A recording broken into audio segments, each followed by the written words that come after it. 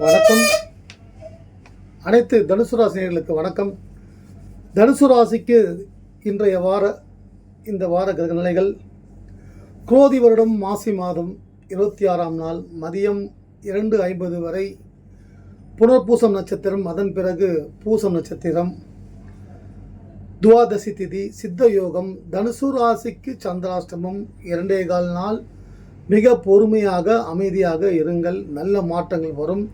தற்போது இருக்கக்கூடிய கிரகநிலைகள் 3ஆம் இடத்தில் சனியும் சூரியனும், 4இல் சுக்கிரன் உச்சம் பெற்று உள்ளார். லாபஸ்தானாதிபதி சுக்கிரன் உச்சம் பெற்று இருப்பதால் சுயஜாதகம் வலிமை பெற்றவர்களுக்கு கூடுதலான நன்மைகள் ஒரு சிலர்களுக்கு ஏற்படக்கூடிய வாய்ப்பு அதிகம். திருமண பாக்கியம், குழந்தை பாக்கியம், பதவி உயர்வு, சம்பள உயர்வு, அரசியலில் ஒரு புதிய வாய்ப்புகள் போன்றவை ஏற்படக்கூடிய வாய்ப்பு உண்டு. ராகுவோடு இணைந்திருக்கிறார் புதன் கலத்திரஸ்தானாதிபதியோடு புதன் அமர்ந்திருப்பதால் நிறைய நல்ல மாற்றங்கள். மாணவிகளுக்கு ஒரு வளர்ச்சியான சிறப்பான நேரமாக இது அமையும். எந்த தடையும் இல்லாமல் உங்கள் முயற்சிக்கு உண்டான வெற்றிகள் நிச்சயம் கிடைக்கும். அடுத்து 6இல் குரு, ஊரில் பகை என்று சொல்வார்கள். நிறைய பேர்கள் வாழ்க்கையில் நிறைய மாற்றங்கள், அதாவது நல்ல மாற்றங்கள் சுயஜாதகம் வலிமை பெற்றிருப்பதால் அவர்களுக்கு நடந்து கொண்டே இருக்கிறது. ஏழசனி இருந்தாலும் சரி, என்ன நேரம் கெட்டுப்போனாலும் சரி, சுயஜாதகம் வலிமை பெற்று நல்ல தசை நடந்தால் அவர்களுக்கு எந்த பாதிப்பும் வராது. ஒரே வீட்டில் இரு தனுசு ராசிகள் இருந்தாலோ அல்லது நண்பர்களாக, தந்தையாக, பிள்ளைகளாக இருந்தாலோ அவர்கள் வாழ்க்கையில் மாற்றங்கள் வரும். ஒருத்தருக்கு ப்ரொமோஷன் வரும், ஒருத்தருக்கு வேலை போகும். அப்போது அந்த தனுசு ராசி ஆச்சு அப்படின்னு நம்ம கணக்கு போடாது. அதில் அவங்களுடைய பர்சனல் ஜாதகத்தை பற்றி தான் வச்சு தான் எதுவுமே நம்ம ஆராய முடியும். 6ஆம் இடத்தில் குரு, அதாவது நேரம் நினச்சா ஒரே மாதத்தில் திடீரென்று உங்கள் வாழ்க்கையை மாற்றி அமைச்சு கொடுக்கும். நீங்கள் நினைக்கிற வாழ்க்கையை அமைச்சு கொடுக்கும். அதே நேரம் நினச்சா உங்கள் வாழ்க்கையை கெடுத்து விடும். இதுதான் கிரகங்கள் செய்வது. ஒரே வெற்றி அதிர்ஷ்டம் கிடைக்குமானா ஒரே வெற்றியால் பல தோல்விகள் தோற்கடிக்கப்படும்.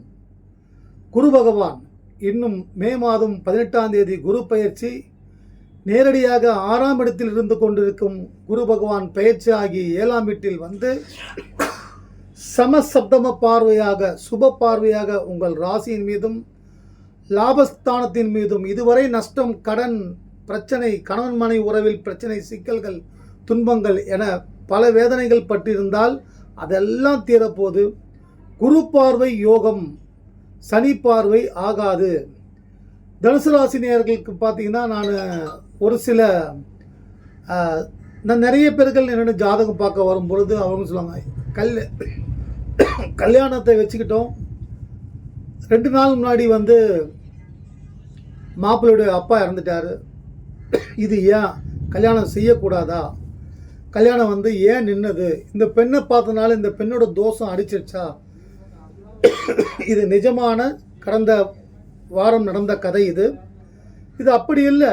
அவருடைய சுயஜாதகத்தில் அவருடைய ஆயுள் முடிந்து விட்டது. அதனால் இந்த பெண்ணு அதுக்கு சம்பந்தம் கிடையாது.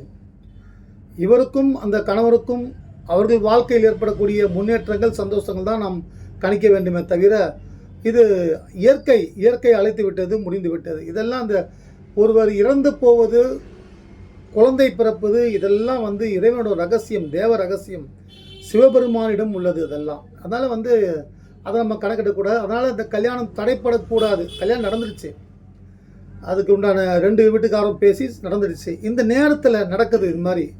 சனி குரு 6ல் பகை. இன்னொருத்தர் பார்த்தீங்கன்னா, இன்றைக்கி பிறந்த நாள், அவங்களுடைய 15 சவரன் நெக்லஸ் காணாமல் போச்சு.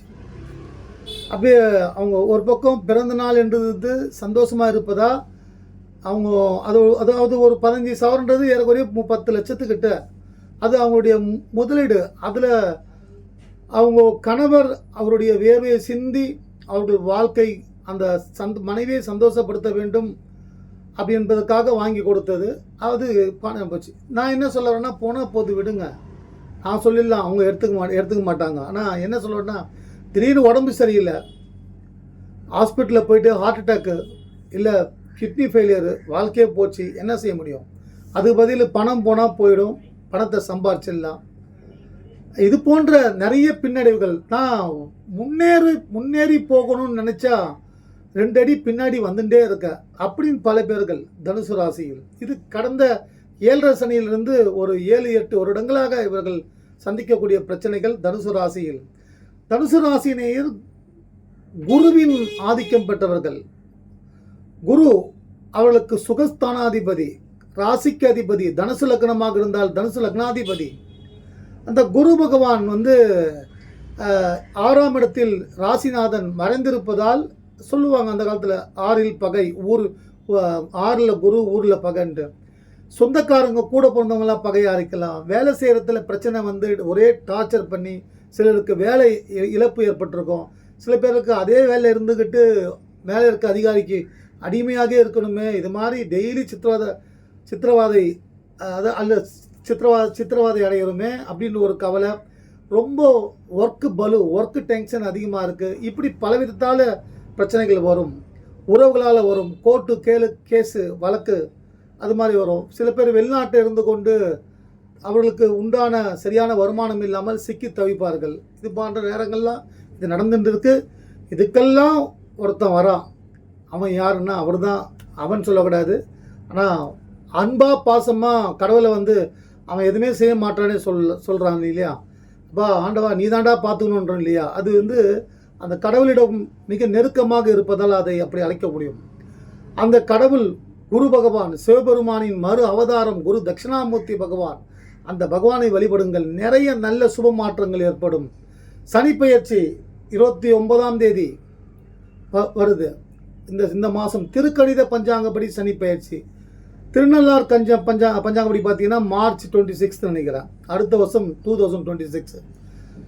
இதை நல்லது நடக்கும்போது இதை எடுத்துக்கோங்க, கெட்டதுன்னா இதை விட்டுடுங்க. நல்லது நடக்கிறத சீக்கிரமாக நடக்குதுன்னு நினச்சி சந்தோஷமாக இருக்குது நம்ம எண்ணங்கள். நம்ம ஜெயிப்போம், நம்ம வெற்றி அடைவோம்னா வெற்றி அடைஞ்சிருவோம். நம்ம எது செஞ்சாலும் தடங்கலாம் எனக்கு பின்னாடியே வந்துட்டுருக்கோம். வாழ்க்கையே உள்ளதான், நமக்கு கடவுள் எதுவும் செய்ய மாட்டார் அப்படின்னு நம்ம நிறைய புலம்புவோம். அப்படி பண்ண வேண்டாம். ஜெயிப்போம், வாழ்க்கையில் ஜெயிப்போம். தனுசு ராசிகளுக்கு நிறைய சுப மாற்றங்கள் இனி ஏற்பட போகிறது. திருமண பாக்கியம் ஏற்பட போகிறது. அடுத்து 7ல் செவ்வாய் நேரடியாக ராசியை பார்த்து கொண்டிருக்கிறார். விரைய ஸ்தானாதிபதி. சுப விரயமாக மாற்றிக்கொள்ளுங்கள். திருமணங்கள், நிச்சயதார்த்தம் போன்ற நிலம் வாங்குவது, வீடு கட்டுவது போன்ற சுப நிகழ்ச்சிகளை செய்வது அதற்குண்டான நல்ல நேரம் இது. அடுத்து பார்த்தீங்கன்னா சந்திராஷ்டமம். அஷ்டமத்தில் சந்திராஷ்டமம். கணவன் மனைவி பேசினா சண்டை வரும். ஒரு பெரிய ப்ராஜெக்ட் பண்ணியிருப்பீங்க, அது இந்த சமயத்தில் நீங்கள் எடுத்துன்னு போய் வெளிப்படுத்துனீங்கன்னா அது வேண்டாம் சொல்லிடுவாங்க. ஒரு 6 மாதம் உழைப்பு வேணா போயிருக்கும். அது மாதிரிலாம் வரும். இந்த 2.25 நாள் அமைதியாக இருந்து நவகிரகத்தில் இருக்கக்கூடிய குரு பகவானுக்கு தீபம் ஏற்றி வழிபடுவது உங்கள் ராசிக்கு தனம், குடும்பம், வாக்கு ஸ்தானாதிபதி. இதை கொடுப்பது, நல்ல குடும்பத்தை கொடுப்பது, நல்ல மனைவியை கொடுப்பது, நல்ல கணவனை கொடுப்பது, நல்ல பிள்ளைகளை கொடுப்பது, நிம்மதியான வாழ்க்கை, தொழில், வியாபாரம் எல்லா அந்தஸ்து கொடுப்பது சனீஸ்வர பகவான். அந்த சனீஸ்வர பகவானுக்கு தீபம் ஏற்றி வழிபடுங்கள். பிடிவாதத்தை விட்டு விடுங்கள். தனுசு ராசினியர்களுக்கு பிடிவாதம் இருக்கும். இயற்கையாகவே அவர்கள் அறிவாளி, குருவின் ஆதிக்கம் பெற்றவர்கள். அதே போல தன் குடும்பத்து மேலே அவ்வளோ பாசமாக இருப்பாங்க தனுசு ராசினியர்கள். தன்னுடைய பிள்ளைகள், தன்னுடைய கணவன், தன்னுடைய அப்பா அம்மா மேலே அவ்வளோ பாசமாக இருப்பாங்க. ஆனால் சில நேரங்கள் வரும்போது அந்த பாசம் எல்லாம் முடைந்து விடும்.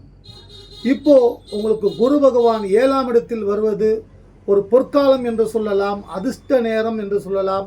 நிறைய சுப மாற்றங்கள். வெளிநாடு சென்று படிக்க இருக்கும் மாணவர்களுக்கு அது வெற்றி உண்டாகும். வெளிநாடு சென்று வேலை செய்பவர்களுக்கு, வாய்ப்புகளை தேடிபவர்களுக்கு அது வாய்ப்பு கிட்டும். அல்லது நீங்கள் இருக்கும் இடத்திலே புது ஸ்தாபனம், புது தொழில் அதாவது ஒரே தொழில் செஞ்சுட்டு இருக்கும், புதுசாக ஒரு தொழில் செய்யலாமன்னா ஒரு தொழிலை கெடுக்காமல் இன்னொரு வியாபாரத்தை நீங்கள் துவங்கலாம். இதில் நீங்கள் செய்யக்கூடிய தொழில் வியாபாரமோ நீங்கள் ஏற்கனவே ஆல்ரெடி செய்து கொண்டிருக்கும் அந்த தொழில் கெடாமல் வண்ணம் நீங்கள் எதை வேண்டுமென்றாலும் செய்யலாம். அதில் நிறைய நல்ல மாற்றங்கள் உண்டாகும். தனுசு ராசினியர்கள் வாழ்க்கையில் சுப மாற்றங்கள் ஏற்படும். கோபத்தை குறைத்து விடுங்கள். நிதானமாக செயல்படுங்கள். நிச்சயம் வெற்றி உண்டு. தனுசு ராசி மிகப்பெரிய ஒரு ஆளுமையை சந்திக்க போகிறது. மிகப்பெரிய, அதாவது அவங்க பார்த்தீங்கன்னா குரு குரு என்ன, அந்த ஸ்டூடெண்ட்ஸ் எல்லாத்தையும் கண்ட்ரோல் பண்ணக்கூடிய சக்தி அவர்களுக்கு உண்டு. அதே போல் குடும்பத்தை நிர்வகிக்க பெரிய ஃபேக்ட்ரியாக இருந்தாலும் சரி, நீங்கள் எந்த துறையில் ஒரு ஆசிரியராக இருந்தாலும் அல்லது உங்களுக்கு எம்டி போன்ற பெரிய போஸ்டிங்கில் இருந்தாலும் அதை கரெக்டாக உங்கள் செய்கிறத கரெக்டாக செய்வீங்க. ஆனால் உங்களுக்கு இந்த கெட்ட பேர் வரதெல்லாம் பார்த்தீங்கன்னா அந்த சனியோட தாக்கங்களால் உங்களுக்கு நடக்க, அதாவது மூலம், பூராடம், உத்திராடம் இந்த 3 நட்சத்திரக்காரர்கள், மூல நட்சத்திரக்காரர்கள் விநாயக பெருமானை அதிகம் வழிபடுவது பொதுவாக எல்லா ராசி 27 நட்சத்திரக்காரர்களும் விநாயகர் பெருமானை வழிபடுகிறது. அதிலும் மூல நட்சத்திரத்துக்கு அதிபதி கேது பகவான், ஆஞ்சநேயர், இந்த 2 தெய்வங்களை அதிகமாக வழிபட்டால் யோகம் உண்டாகும். அடுத்து பூராடம், நவகிரகத்தில் இருக்கக்கூடிய சுக்கிர பகவானையும் மகாலட்சுமி அன்னையையும் ஸ்ரீரங்கநாத பெருமாளையும் வழிபடுவதால் உங்கள் வாழ்க்கையில் பண தட்டுப்பாடு இருக்காது, குடும்பம் சிறப்பாக செல்லும். அடுத்து உத்திராடம், சூரிய பகவானை, லக்ஷ்மி நரசிம்மரை வழிபடுங்கள். லக்ஷ்மி நரசிம்மரை வழிபட்டால் லக்ஷ்மி நரசிம்மர், அதாவது எதிரிகளை உங்களுக்கு இல்லாமல் செய்வது நரசிம்மர். லக்ஷ்மி, உங்கள் வாழ்க்கைக்கு தேவையான செல்வங்களை கொடுப்பது லக்ஷ்மி அன்னை. லக்ஷ்மி நரசிம்மரை வழிபட்டால் யோகங்கள் உண்டாகும்.